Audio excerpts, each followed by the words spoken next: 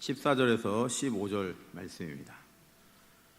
제 성경으로는 신약성경 297페이지가 되겠습니다.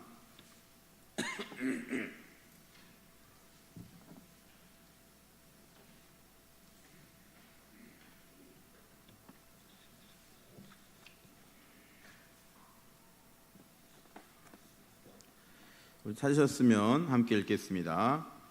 이것은 이상한 일이 아니니라. 사탄도 자기를 광명의 천사로 가장하나니 그러므로 사탄의 일꾼들도 자기를 의의 일꾼으로 가장하는 것이 또한 대단한 일이 아니니라.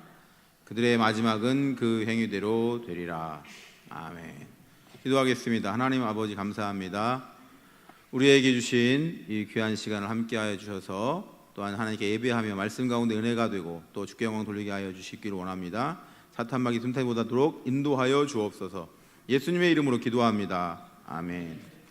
우리가 함께 읽은 말씀을 통해서 거짓 평화로 유장한 자들의 실체와 전략이라는 제목을 드리고 함께 은혜 받기를 소망합니다. 지난번에 그 홍진우 목사님이 오셨을 때 인사를 가르쳐 주셨지 않습니까? 네, 모르는 건 아니지만 이제 그때 한번 얘기하시니까 좀 더 새롭게 우리가 인사가 다가오는 것 같은데 우리가 한번 인사하도록 하겠습니다. 샬롬. 네. 처음 듣는 분이 계신가요? 네. 교회를 다니신 분은 샬롬이라는 말 한 번 정도는 다 들어보셨겠죠? 네. 근데 홍진우 목사님이 그러셨죠. 한 번 안 하고 보통 두 번 한다고. 네. 다시 한번 하겠습니다. 샬롬 샬롬. 네. 항상 얘기하지만 요 발음을 잘 해야 돼요. 네. 니은 자가 아니고 리을 자를 해야 돼요. 예, 잘못 얘기하면 꼭 욕하는 것처럼 들려요. 예. 저희 집 아들이 둘째 아들 이름이 로빈인데 얘는 항상 주장하죠. 저는 노빈이가 아니고 로빈입니다. 예. 로빈이죠. 네. 노빈이가 아니고 제가 그렇게 지었거든요. 로빈이로. 예. 우리도 그래서 노마서 이렇게 읽으면 안 돼요. 로마서 이렇게 읽어야 되지. 노마서 이렇게 안 써 있잖아요. 네. 샬롬 무슨 뜻이죠? 뜻은 몰라요? 네, 남의 나라 말이라 잘 몰라요. 네, 평화, 평강. 네, 우리 성경에 많이 나오지 않습니까? 뭐 화평, 네, 평화를 비는 그런 인사가 되겠습니다. 샬롬과 비슷한 말이 있어요. 다른 나라 말인데 살람이라고 하는 말이 있어요. 살람. 어느 나라 말일까요? 아랍어입니다. 이건 아랍어. 살람. 네, 뜻은 똑같아요. 발음이 좀 다르죠. 네, 비슷한 지역에서 생성된 언어이다 보니까 같은 것 같습니다. 이 말을 들으면 이 단어를 쓰는, 이 언어를 쓰는 사람들도 아주 평화를 원할 것 같습니다. 그런데 그들이 원하는 평화가 무엇인지 우리가 아직 잘 모르고 있거든요. 그래서 그들이 원하는 평화가 무엇인지 바로 알아야 되겠습니다. 이 소유 아랍인이라고 불리는 자들은 중동과 북아프리카에 살면서 그들의 종교는 이슬람교입니다. 옛날에는 한문으로 써서 회교 이런 말을 쓰기도 했는데요. 이슬람교는 무엇이고 또 그들은 무엇을 믿고 있고 그들이 무엇을 추구하는지 한번 우리가 함께 말씀을 나누고자 합니다. 우선 이슬람교가 어떻게 생겨났는지 알아야 되겠습니다.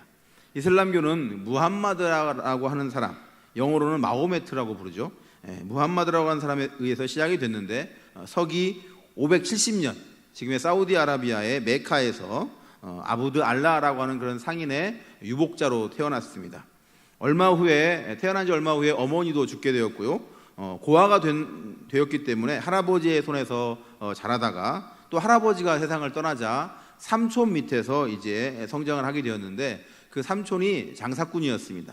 그래서 장사를 이유로 돈을 벌기 위해서 삼촌을 따라서 여기저기를 돌아다니게 되었는데 그러던 중에 삼촌의 소개로 돈이 많은 어떠한 과부를 한 명 알게 됐는데요. 하디자라고 하는 여인이었습니다. 이 사람 밑에 가서 일을 하게 됩니다. 그런데 아마 굉장히 일을 잘하고 돈을 많이 벌었던 모양입니다. 그래서 이 돈이 많이 벌리게 되자 하디자가 이 무함마드한테 반해가지고 청혼을 하게 됩니다. 그래서 둘은 결혼을 하게 되는데요.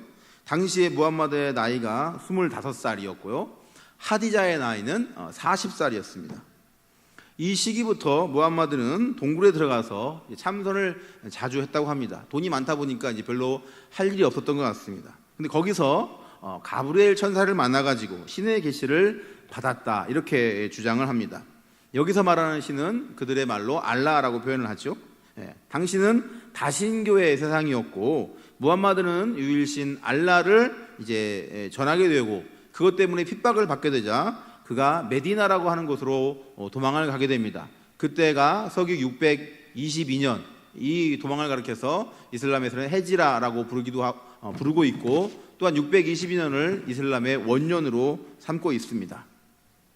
이슬람에서는 이 메디나에서 이제 도망간 무함마드는 여기서 사람들을 모아가지고 자기의 세력을 만든 다음에 군대를 구성을 해서 메카를 향해서 쳐들어왔습니다. 그리고 메카를 점령한 이후에 그 주변의 지역을 이제 통일하고 활동을 하다가 서기 632년 헤지라 한 이후에 10년 후에 숨을 거두게 되었습니다. 이 정도가 이 무함마드라고 하는 사람의 일생의 간략한 정리가 되겠는데요.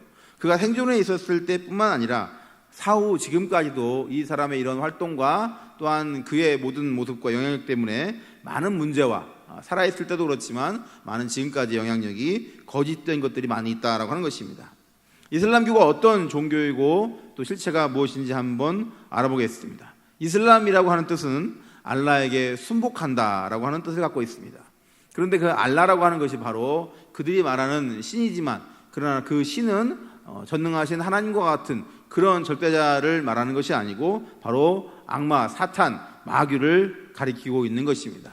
그런데 그들은 우리가 섬기는 전능하신 하나님인 것처럼 그렇게 속이면서 교묘하게 위장을 하고 있는 것을 볼 수가 있습니다. 그래서 한국의 이슬람을 소개할 때도 하나님이라고 하는 단어를 사용해서 우리의 하나님과 똑같이 이렇게 취급하고 있는 것을 볼 수가 있는 것입니다. 그렇기 때문에 이 이슬람을 믿는 자들은 악마의 숭배자들이고 사탄의 숭배자들이면서 이것을 받아들인 것은 이런 사탄을 받아들인 것이다, 이렇게 볼 수가 있습니다. 또한 이슬람이 알라에게 순종한다라고 하는 뜻의 해석은 그들의 보는 책인 꾸란, 영어로는 코란이라고 부르죠. 수라 3장 19절, 6장 14절에 근거하고 있습니다. 그래서 그의 코란을 통해서 무함마드가 알라의 영을 받아서 이 내용을 썼다, 이 책을 썼다고 주장을 하고 있습니다. 하지만 이것 역시 거짓이 되는 것입니다. 이 코란은 당연히 알라가 무함마드에게 가르쳐 준 것이 아닙니다. 그는 자신의 추종자였던 압둘라 이븐 사드 아비 사르라고 하는 그 사람을 통해서 자신이 하는 말을 받아 적도록 했습니다.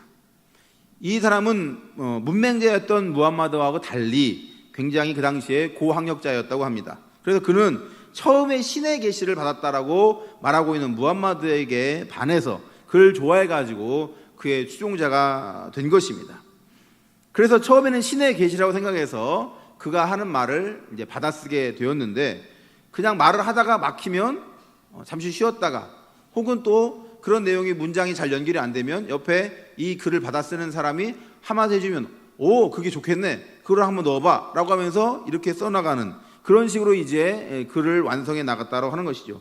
그러다 보니까 이 글을 대신 써주던 사람이 처음에는 신의 계시자로서의 무함마드를 알았다가 자신이 하고 있는 말도 갖다 집어 써는 걸 보고 이 사람은 신의 계시자가 아니구나 라고 생각을 해서 그를 이제 실망하여서 떠나게 됩니다. 그래서 이 무함마드 곁을 떠나게 되자 무함마드는 자신의 곁을 떠나고 자신의 지금까지 모든 비밀을 알고 있던 가장 가까이 있던 사람이었기 때문에 그를 죽이려고 시도를 했었습니다. 또한 코란은 무함마드의 추종자들이 이후에 너도 나도 만들어 가지고 많은 양의 이런 코란이 이제 등장하게 되는데, 그때 이제 3대 칼리프인 우드만이 한 개의 코란만 남겨놓고 모두 불태워 버렸습니다. 그래서 오늘날까지 전해져 오는 것은 바로 그때 남은 그 한 권이다라고 하는 것이죠. 이 코란의 주제는 크게 세 가지로 나뉘는데, 알라는 전능한 신이다, 마호메트는 그의 선지자다, 이것이 첫 번째고요. 두 번째는 쿠파르라고 하는, 즉 비무슬림, 알라를 믿지 않는 자들은 무자비하게 죽여라 라고 하는 것이 두 번째 핵심이고, 세 번째는 여자들은 남자들에게 절대 복종해야 한다 라고 하는 것이 세 번째 핵심이 되겠습니다. 이 코란이라고 하는 책은 문맥에 맞춰서 구성된 책도 아니고요, 대부분의 구절들이 미완성이며 시작과 끝도 불분명합니다. 코란의 3분의 2는 반복되는 구절이고, 또한 모세와 그리고 애굽의 바로 이야기가 39번이나 반복이 되고 있습니다.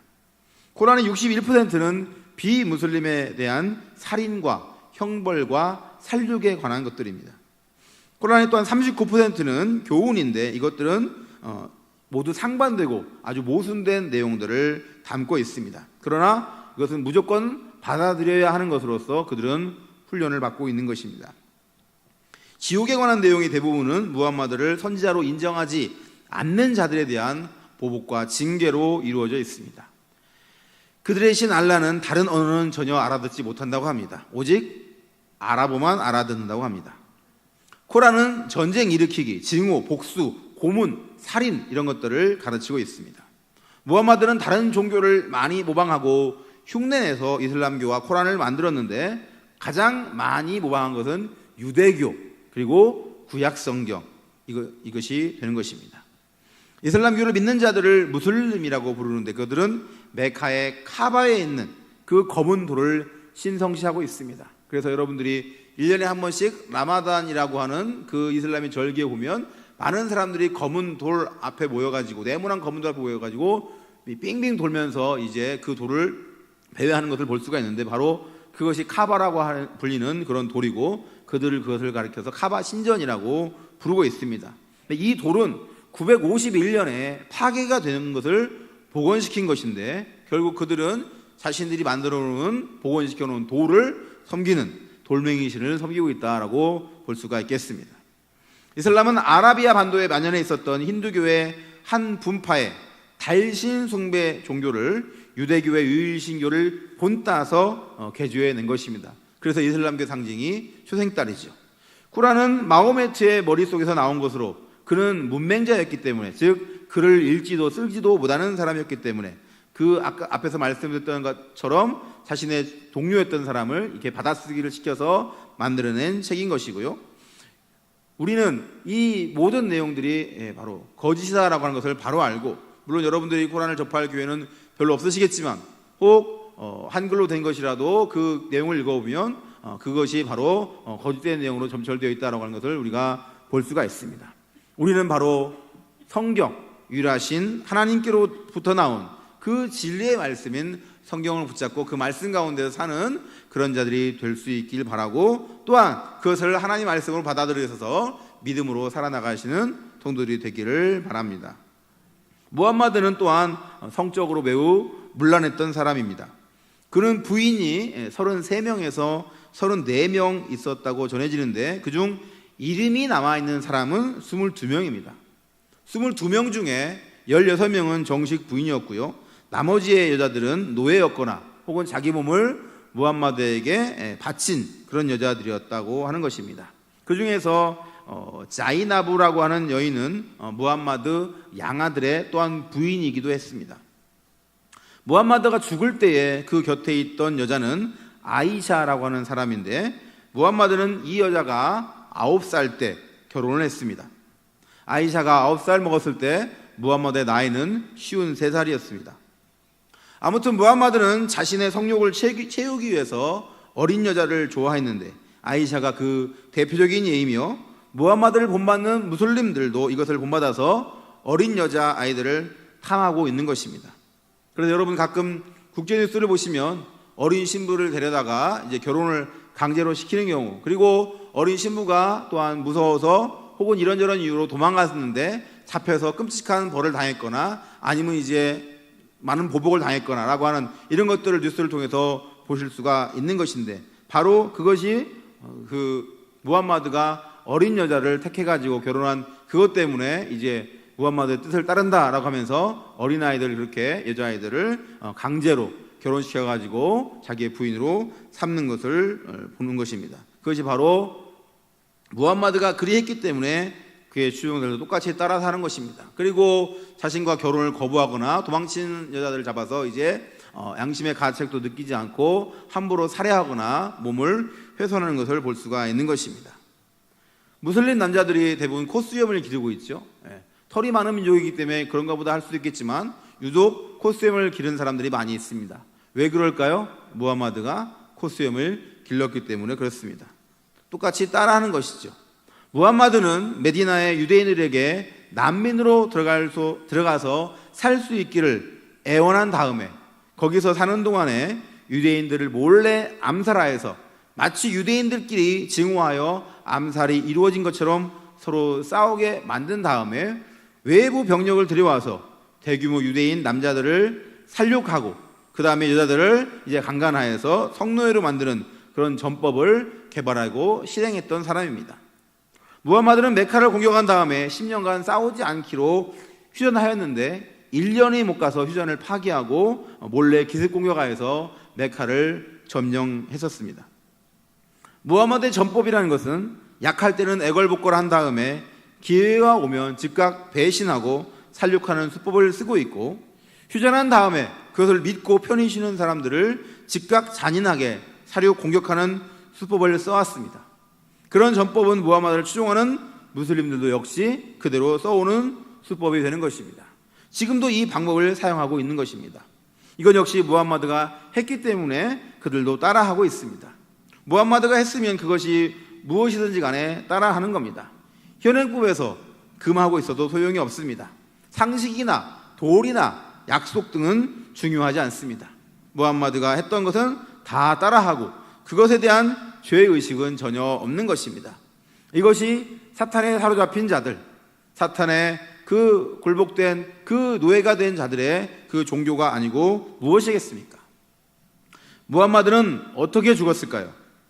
코란 수라 69장 44절과 46절에 이런 말이 있어요.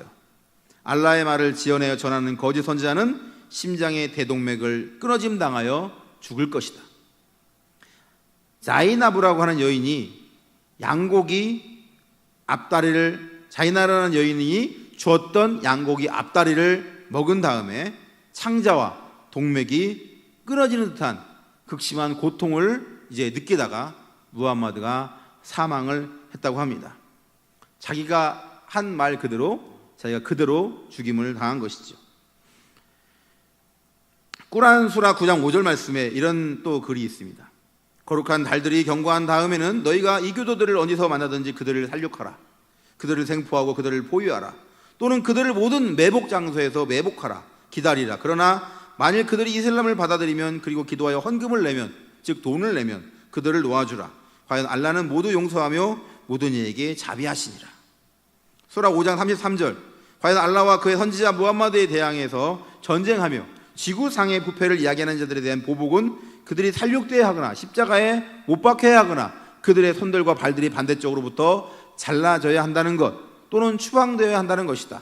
그것은 이 세상 사람들에게 불명예이며 이후로 그들에 대한 엄청난 형벌이 있다. 이렇게 그 쿠란에서 주장을 하고 있습니다. 또한 이슬람 사회에서 여성들의 인권은 철저히 무시되고 있습니다. 꾸란 수라 4장 34절 말씀, 34절. 남자들은 여자들의 관리자들이다. 그러므로 의로운 여인들은 복종해야 하며 남편들이 없을 때는 알라가 지키라고 명한 것들을 돌보아야 한다. 그러나 그들의 행실을 염려하는 아내들에 대해서는 처음에는 그들을 충고하라. 그래도 안 들으면 그들을 침대에서 멀리하라. 그리고는 마지막으로 그들을 때리라. 그리고 그들이 너에게 복종하면 너희는 그들에 대한 어떤 행동을 추구하지 말라. 과연 알라는 가장 높여지고 가장 위대하다. 수란 4장 3절. 이슬람에서는 너희 선택에 따라 아내를 둘, 셋 혹은 네까지 둘 수 있느니라. 무함마드가 그렇게 했기 때문에 이 역시 가정과 또한 아내에 관한 모든 것들도 따라하고 있는 것입니다. 지금 현재 제주도에는 말레이시아를 거쳐온 500명 가까운 예멘의 난민들이 있습니다. 그 사람들은 대부분 다 몇 명만 빼놓고는 젊은 남자들입니다. 이 사람들은 10대부터 보통 후반부터 결혼을 하기 때문에 이미 처와 자식이 있는 사람들로 충분히 우리는 생각할 수 있습니다. 그들은 어떻게 해서든지 간에 난민으로 인정을 받아서 한국에 정착하여 가지고 한국 여자와 결혼하는 것입니다. 그들에게 값싼 동정심으로 그들과 함께 결혼하는 순간 본국에 있는 처자식을 한국으로 데리고 올 것입니다. 혹 결혼을 지금 처음 하는 사람이라 할지라도 한 번 결혼한 이상 그 뒤에서 또 한 번 다시 두 번, 세 번 결혼하는 것은 그들에게는 이상한 일이 아닙니다.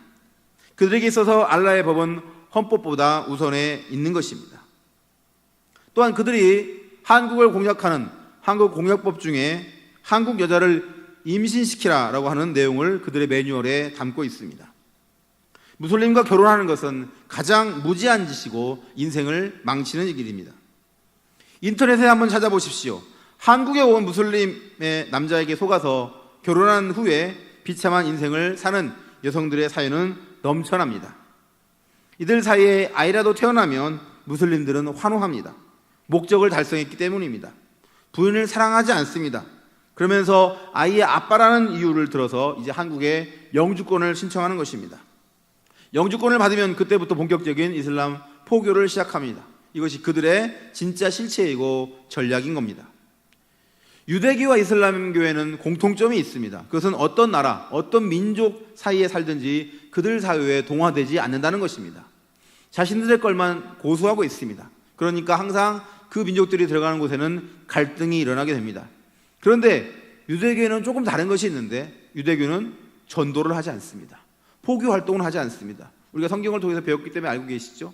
선민의식이 있기 때문에 유대인 외에는 어느 누구도 천국에 들어갈 수 없다, 구원받을 수 없다. 그러니까 유대교 외에 다른 사람들에게, 유대인 외에 다른 이들에게 전도할 필요가 없는 겁니다. 포교 활동이 없습니다. 다른 민족을 굳이 자기 편으로 끌어들일 필요가 없는 것입니다. 그래서 항상 유대인들은 선민사상은 있지만 힘이 없었기 때문에 핍박받는 그런 민족이었습니다. 지배자로 군림한 적이 없다라고 하는 것이죠. 그러나 이슬람은 반대입니다. 이슬람은 처음엔 약자의 모습으로 다가갑니다. 항상 불쌍하고 비참한 자들로 자신을 나타냅니다. 그러다가 하나둘씩 숫자가 늘어나고 세력을 키우고 힘이 갖춰지면 본래의 모습을 드러냅니다. 여러 명의 부인을 통한 많은 자식을 낳기 때문에 이제 결국 그 늘어나는 숫자가 그들의 힘이 되는 것입니다. 결국 인구수가 많아지면 그때부터 모든 것을 이슬람식으로 바꿔가는 것입니다. 본래 살던 자들을 쫓아내거나 반대하면 죽이는 겁니다. 이렇게 해서 한 나라, 한 민족을 통째로 이슬람화시키는 그런 방법을 그들이 시작했을 때부터 지금까지 사용하고 있는 것입니다. 그래서 그들이 그렇게 길을 쓰고 난민의 이름으로 바다를 건너는 겁니다. 전쟁 때문에 난민이 되었다고 주장하지만 같은 이슬람 국가로 가는 난민은 별로 없습니다. 또한 잘 받아주지도 않습니다. 우리 같으면 같은 이슬람교 안에 있는데 같은 형제 국가이고 국경을 맞대고 있기 때문에 받아줄 것 같다라고 생각을 하지만, 그러나 현실은 그렇지 않은 것이죠. 사우디아라비아, 쿠웨이트, 바레인, 카타르, 아랍에미리트 연합, 이 나라들은 난민을 단 한 사람도 받은 적이 없습니다. 이들도 이슬람 국가인데 왜 받지 않았을까요? 이 나라들의 공통점이 있습니다. 산유국들입니다. 돈이 많죠. 부자 동네에 떨거지들이 오는 걸 좋아할까요? 또한 이미 이슬람 국가이기 때문에 그들 사이에 올 필요가 없습니다. 비이슬람 국가로 가서 이슬람을 퍼뜨리는 것이 목적입니다. 유럽만 이슬람으로 만들면 나머지 지구의 세상은 별로 문제가 될 것이 없는 것입니다. 그래서 목숨을 걸고 지중해를 건너는 겁니다.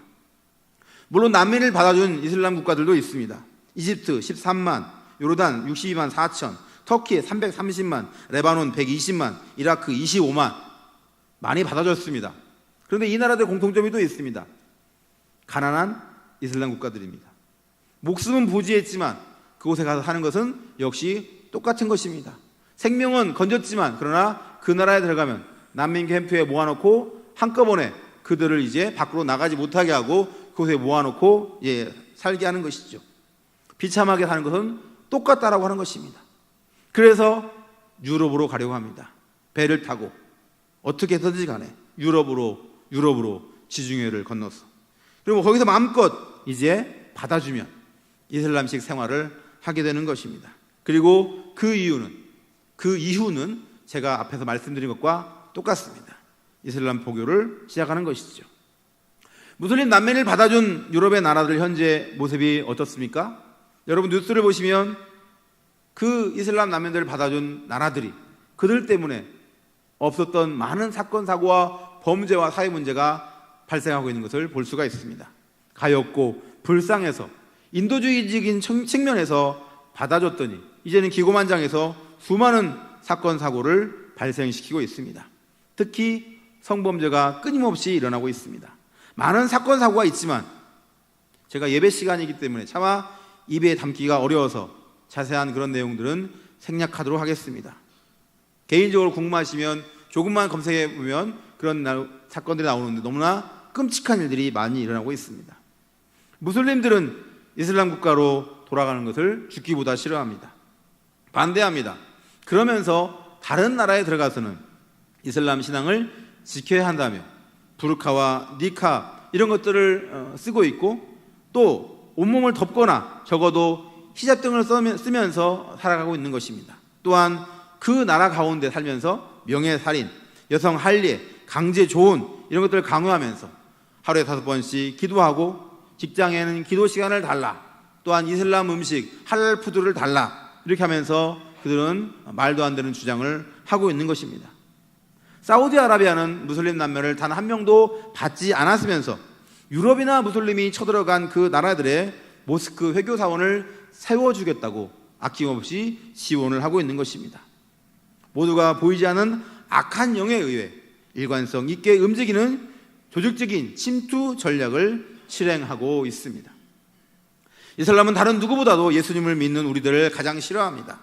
이슬람교가 나타난 이후 역사는 이슬람교와 기독교의 싸움이라고 해도 과언이 아닙니다. 과거에 많은 것들도 이슬람교가 나타난 이후에 1400년 동안에 많은 것들이 있었지만, 그러나 현대에만 들어서도 볼 때 몇 가지만 말씀드리면, 필리핀에 있는 민다나오 섬에 자주 쿠데타가 나타나고, 그리고 게릴라들이 사람을 죽이거나 끌고 가는 경우가 나오기도 하는데, 바로 그것이 민다나오 섬이 이슬람교의 본거지이기 때문에 그렇습니다. 필리핀이라고 하는 나라의 민다나오 섬까지 이슬람이 이제 침투해 있는 것이죠. 지난번 오셨던 서태훈 선교사님께 제가 또 한번 여쭤봤는데, 그들이 그런 목적이 무엇입니까? 역시 민다나오 섬을 통째로 이슬람 사회로 만들기 위해서 필리핀 정부로부터 달라고 한다는 것입니다. 그래서 제가 그 얘기했죠. 그럼 민다나오 섬을 주면은 그들이 거기서 멈출까요? 서 선교사님 말씀이 아니죠. 그 다음에는 또 다른 것을 달라고 하겠죠. 마찬가지입니다. 아프리카에 수단이라는 나라가 있습니다. 지금 수단은 남과 북이 갈라져 가지고 이제 분리 독립돼서 수단과 남수단으로 되어 있습니다. 수단은 원래 이슬람 국가였는데 기독교가 전파된 것 때문에 남쪽 지역에는 그래도 기독교가 많이 있습니다. 물론 여기서 얘기하는, 제가 설교 시간에 말씀드린 기독교는 우리와 같은 똑같은 그런 개신교의 모습을 갖추고 있다고 볼 수는 없습니다만, 그러나 이제 정교회들이 많이 있고, 그러나 예수님을 믿고 있다라고 하는 것, 그 한 가지는 공통점이라는 것을 여러분들이 염두에 두시고 말씀을 들으시면 되겠습니다. 어쨌든 수단은 이슬람교의 국가가 됐고 남수단은 기독교 국가인데, 우리가 수년 전에 유명했던 울지마 톤지라고 하는 다큐멘터리 영화의 주인공이었던 이태석 신부가 그 수고하다가 암으로 세상을 떠났던 그 톤지라고 하는 지역이 남수단에 있는 곳입니다. 그래서 그들은 석유의 문제도 있지만 종교적인 갈등 때문에 같이 내전이 일어났기 때문에 결국 이제 수단과 남수단으로 나라가 갈라지고 말았습니다. 에티오피아와 그 북쪽에 있는 에리트리아는 이슬람 국가고, 에티오피아는 옛날부터 기독교가 왕성했던 그런 지역이 됩니다. 그들도 역시 한동안 많은 전쟁을 통해서 사이가 좋지 않은 나라고, 지금도 화해 제스처가 있긴 하지만 그러나 많이 친한 편은 아닙니다. 또한 러시아와 함께 싸웠던, 독립을 요구하며 싸웠던 체첸이라고 하는 러시아 내에 있는 자치공화국이 있습니다. 러시아가 물론 공산화돼 가지고 예수님을 버린 지가 많이 오래되긴 했지만, 그러나 러시아는 옛날부터 러시아 정교회라는 이름으로 기독교 국가였던 곳입니다. 그러나 체첸은 자체 공화국으로서 그곳에 또한 이슬람교가 퍼져 있는 이슬람교 공화국이 되는 것입니다. 또한 세르비아와 코소보, 우리 선교사님이 계시고 코소보에 계신 신동엽 선교사님이 계시죠. 세르비아는 세르비아 정교회가 다스리는 나라였고, 코소보는 원래 그 나라 밑에 있던 자치구였는데, 그 나라들이 이제 독립을 하면서 코소보가 자신들도 독립하겠다라고 주장하면서 이제 전쟁이 벌어져 가지고 코소보에 많은 사람들이 죽었습니다. 물론 전쟁을 해서 많은 사람들이 죽고 다치고 이런 것들이 물론 살육에 감염된 것은 안타까운 일이지만, 어쨌든 그 안에 세르비아 정교회를 기독교로 믿는 사람들과 코소보 이슬람교인들과는 분명히 같이 살 수 없었던 것이고, 그리고 자신의 자치구 안에 들어있는, 자기 나라 안에 들어있는 땅에 있는 사람들이 독립을 하겠다고 그러니까 세르비아 사람들 입장에서는 그것을 받아줄 수가 없는 것이죠. 만약에 지금 있는 예멘의 제주도에 있는 500명의 난민들이 커져가지고 제주도에 많은 예멘 사람들, 이슬람 사람들이 많아졌다, 그 후에 제주도는 우리를 독립하겠다라고 한다면 우리 입장에서는 허락해 주시겠습니까? 그것이 가능한 일입니까? 마치 그런 것입니다. 코소보는 세르비아 땅이었지만 옛날부터 알바니아계 무슬림들이 많이 살았던 땅이기 때문에 충돌을 피하기 위해서 자치구를 만들어줬는데 결국 독립을 하게 됐고 이제 코소보는 하나의 나라가 되고 말았습니다. 물론 그런 입장에서는 여러 가지가 다를 수가 있겠습니다만 어쨌든 코소보는 현재 상당수 많은 나라들은 국립국가로 인정을 하기도 하지만 인정을 받지 못하고 있는 나라이기도 하는 것입니다. 세계 최대의 이슬람 국가가 어딘지 아십니까? 인도네시아입니다. 좀 주류에서는 벗어나 있지만 인도네시아는 이슬람 국가로서 인구가 가장 많은 나라입니다. 그런데 인도네시아 저 밑에 호주랑 가까운 쪽에 티모르라고 하는 조그만 섬이 있습니다. 그 티모르를 동서로 나눠서 서티모르와 동티모르로 나누기도 합니다. 그때 동티모르에 있던 기독교의 많은 사람들이 독립을 요구했습니다. 이슬람 국가인 이 인도네시아는 동티모르의 독립을 용인할 수가 없었겠죠. 그래서 많은 탄압이 있었고 동티모르 사람들은 독립을 위해서 많이 싸웠습니다. 그러다가 동티모르가 독립을 하게 되고 지금은 하나의 독립국가가 되었습니다. 왜 그렇게 됐습니까? 인도네시아는 이슬람 국가지만 동티모르는 사람은 훨씬 적지만 그러나 그곳에는 기독교 인구가 훨씬 많았기 때문에 그런 것입니다. 그래서 동티모르의 독립을 위해서 노력했던 카를로스 필리프 시메누스 벨로라고 하는 분과 조제 하무스 오르타라고 하는 이 두 분은 동티모르의 독립을 위해 수고한 그런 노력으로 1996년도에 노벨 평화상을 수상하게 됐습니다. 그리고 조제 하무스 오르타는 나중에 동티모르의 대통령에 취임하기도 했습니다. 또한 그 외에도 많은 나라들이 있는데 여기까지만 제가 하도록 하겠습니다. 어쨌든 이슬람은 이렇게 기독교와 많은 곳에서 충돌을 일으키고 있고 그리고 그것 때문에 많은 사람들이 죽고 많은 비참함을 느끼면서 살고 있다라고 하는 것입니다. 또한 이슬람은 예전부터 영국을 타겟으로 삼고 계속 이슬람화를 진행시켰습니다. 영국이 초강대국이었기 때문에 영국을 이제 이슬람화 시키면 나머지 나라들은 다 따라올 것이다 라고 하는 것입니다. 영국도 물론 잘못이 많죠. 복음을 전하라고 했더니 또한 그곳에서 많은 선교사들과 많은 복음 목회자들과 많은 사람들이 나타나서 예수님을 믿고 훌륭한 인물들이 많이 나타났습니다. 특별히 리빙스턴이라고 하는 유명한 탐험가가 있죠. 탐험가이면서 그는 선교사였습니다. 그가 아프리카를 탐험하면서 많은 길들을 낼 때 영국의 돈을 따라가는 사람들 또한 그런 악한 생각을 가진 사람들은 리빙스턴의 그 개척한 길을 따라서 아프리카 사람들을 잡아다가 노예로 팔아먹었습니다. 바로 식민지를 만들었던 것이죠. 그런 악한 일들이 영국이 산업혁명이 일어나고 많은 똑똑한 인재들이 드러나서 세상을 지배해 나갔지만 그러나 지금의 영국의 모습은 어떻습니까? 전쟁 이후에 이제 영국은 세계를 지배하고 있는 나라라고 볼 수가 없는 것이고 또한 더 특별히 이슬람화가 많이 진행되어 가지고 많은 교회들이 모스크로 변하고 있는 현실을 우리는 보고 있는 것입니다. 프랑스는 어떻습니까? 프랑스 교회에서는요, 주일학교 교사가 아이들에게 교회에서 성경을 가르치는 것이 이제 나타나자 그 어떤 아이의 아버지가 교회에 와서 왜 내 허락을 안 받고 내 아이한테 성경을 가르치냐고 그렇게 항의하는 나라가 프랑스가 되었습니다. 이것은 프랑스에 계신 선교사님으로부터 제가 직접 들은 얘기입니다. 미국은 이미 많은 무슬림들이 미국에 건너왔고 무슬림 신자들이 많이 있고 무슬림 출신의 대통령도 이제 미국이 선출해서 물론 지금은 그 사람이 대통령이 아니지만 그의 그 모든 모습들이 나오고 있습니다. 그래서 그는 젊은 대통령, 유색인종 대통령, 연설을 잘하는 대통령 그런 것만 알려있지만 사실은 그는 이슬람교이고 그러나 이슬람 교도로서 그는 하나님의 이 사역에 반대되는 사람이었다라고 하는 것입니다. 우리나라는 어떻습니까? 우리나라는 이미 기독교 선교의 대국이 됐습니다. 인구 비율로는 미국보다 선교사 비율이 더 높습니다. 지금 제주도에 있는 난민으로 유장한 이 무슬림들은 본격적인 한국 공격의 시작이 된 것입니다. 관광이나 취업으로 들어와서 하고자 했던 것들이 잘 먹히지가 않자 이제 난민으로 유장하여 드러내놓고 침투를 시작한 것입니다. 우리는 이것을 간과할 수 없습니다. 이런 내용만 제가 말씀을 드리게 되면 걱정만 하게 되고 두려움에 떨리는 부분이 분명히 있을 것입니다. 그러나 이슬람도 분명히 약점은 있습니다. 우리가 이것을 잘 이용해서 오히려 복음의 기회로 삼아야 하겠습니다. 이슬람이 우선 가장 취약점이 무엇인가? 단합이 잘 안 됩니다.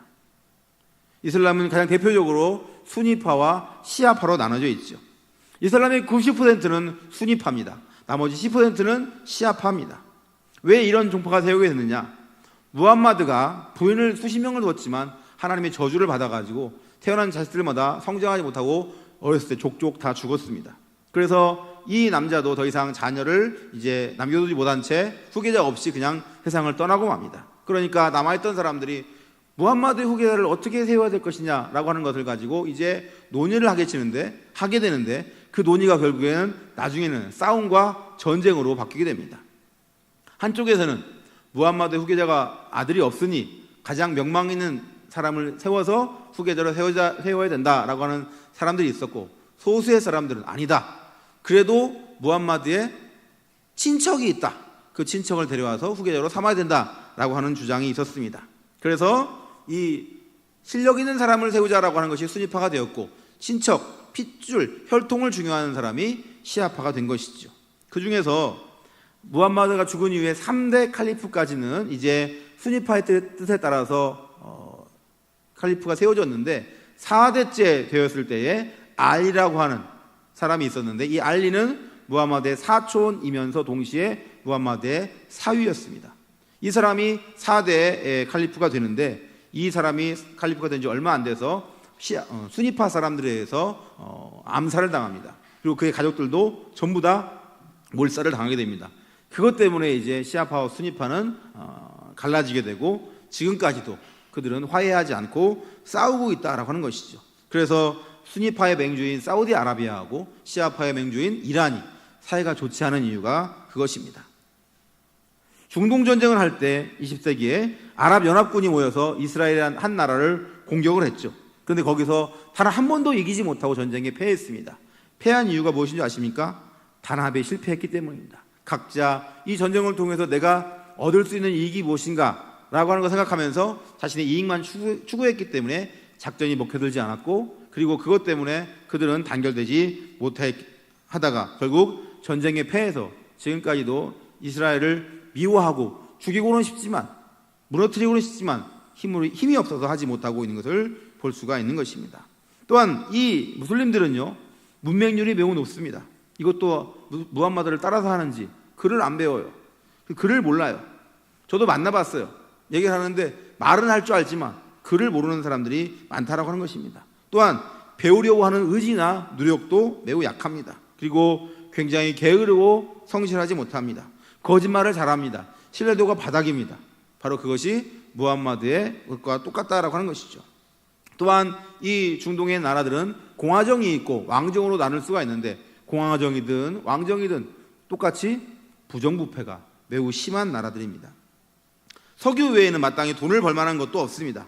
부의 재분배도 이루어지지 않습니다. 민주화는 요원한 것입니다.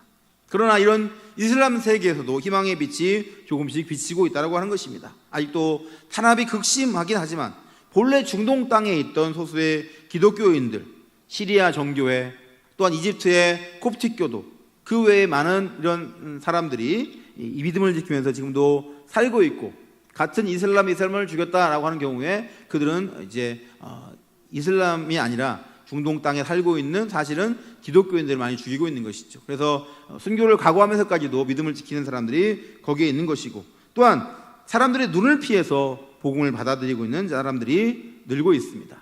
아프리카 북부에 있는 튀니지라고 하는 나라는 자스민 혁명이라는 것이 일어나서 정권이 뒤집히게 됐는데, 그 이후에 교회가 세워지고 거기에 사람들이 소수 모이기 시작하면서 이제 기독교인의 숫자가 늘고 있는 것으로 보고되고 있습니다. 또한 시리아 내전으로 발생한 난민들이 요르단으로 많이 넘어왔는데요, 그 난민을 대상으로 하는 그 복음 전파가 효과를 거두고 있습니다. 다음 주에 이 시간에 오실 요르단에 오신 선교사님이 오실 텐데, 그분을 통해서 난민 기독교 사역을 들으시면 자세히 알 수 있을 겁니다. 무함마드와 그의 추종자들은 사탄에 사로잡힌 자들입니다. 그들은 우리의 대적자들이며 동시에 예수 그리스도의 이름으로 회개하고 돌아와야 할 불쌍한 영혼들이기도 하는 것입니다. 우리는 그들의 교묘한 술책과 전략에 속지 말고 믿음을 잘 지키며 사탄의 세력에 눌려 신음하는 영혼들을 위해서 기도해야 하겠습니다. 무슬림 사회에 있다고 해서 다 무슬림은 아닌 것입니다. 그들은 죽지 않기 위해서, 먹고 살기 위해서, 직업을 잃지 않기 위해서 그저 겉으로만 무슬림인 척 하는 사람들도 많이 있습니다. 우리에겐 예수 그리스도 한 분 외에는 구원이 없음을 믿으시고 예수님의 이름으로 사탄의 모든 권세를 물리쳐서 이 땅에 하나님의 거룩한 일들을 세우는데 앞장서는 그런 신실한 신앙인들이 되어야 하겠습니다. 우리가 기도할 것은 단지 이 사람을 물리치는 것만을 위해서 기도할 것이 아니라 또한 그 안에서 어쩔 수 없이 그들의 억압 속에서 눌려 살고 있는 선량한 사람들이 예수 그리스도를 믿고 복음을 통해서 구원 백성이 되도록 위해서 함께 기도하는 자들이 되기를 원합니다. 이것을 위해서 더 많이 기도하고 말씀에 순종하여 하나님 만드시는 역사의 주인공들 우리 모두가 되기를 주님 이름으로 소원합니다. 기도하겠습니다. 하나님 아버지 감사합니다. 긴 시간 하나님 말씀을 전했습니다. 무슬림들의 이 모든 것들을 볼 때에 참으로 악한 일들이 많이 있었고 우리가 아직도 이들의 것들과 함께 싸워야 되지만 물리적인 싸움이 아니라 영적인 싸움을 통해서 우리의 많은 기도와 노력을 통해서 하나님의 그 크신 능력을 통하여서 이 모든 것들이 다 사라지고 많은 사람들이 복음 안에서 평안과 기쁨을 누리고 진정한 샬롬이 이 지구상에 올 수 있도록 하나님은 종을 더하여 주시옵소서. 예수 그리스도의 이름으로 기도하옵나이다. 아멘.